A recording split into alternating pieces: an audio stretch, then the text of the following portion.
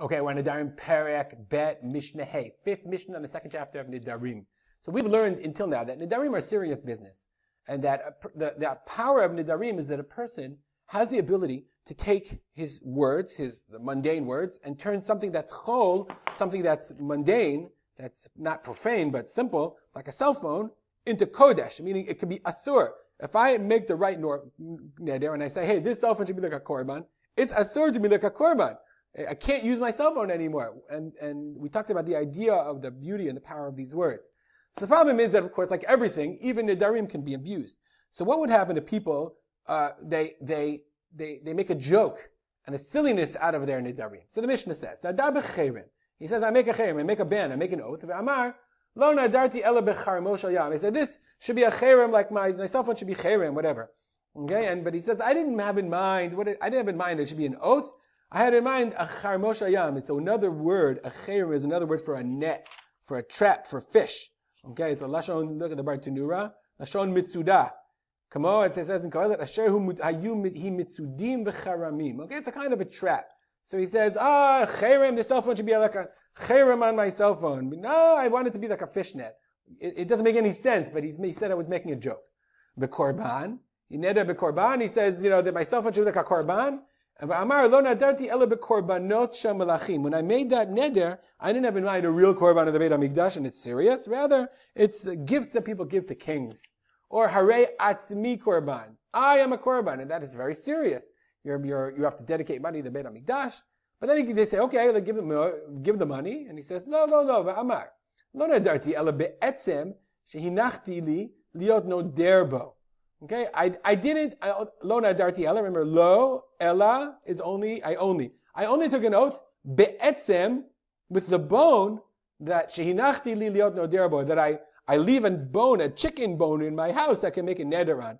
So get it now? Hare atzmi korban. Atzmi doesn't mean me. My bone is a korban. Really funny guy. Okay, konam ishti nehenitli. Right? I make a konam. That's a kinui. It's a language of neder, for that my wife shouldn't have any hana from me.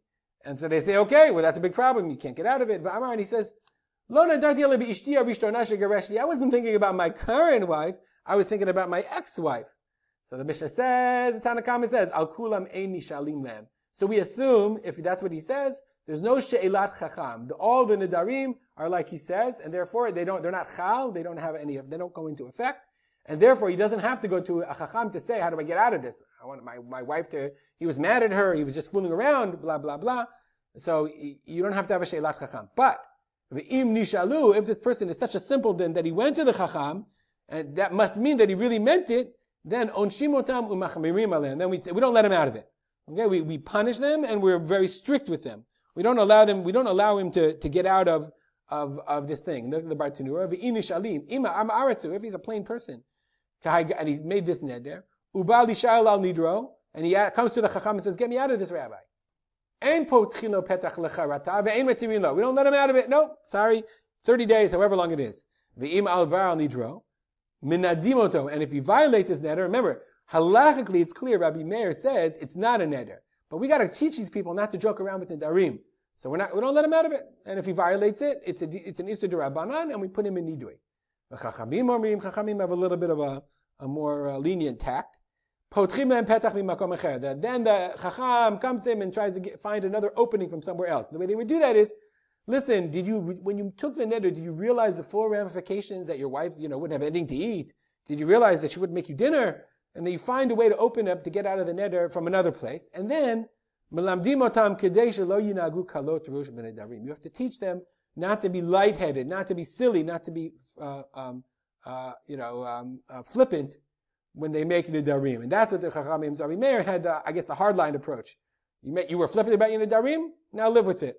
Chachamim say, it's okay, we'll let him out of it. But we're going to have to try to teach him not to be so flippant and silly with his Nedarim, that they should be taken seriously.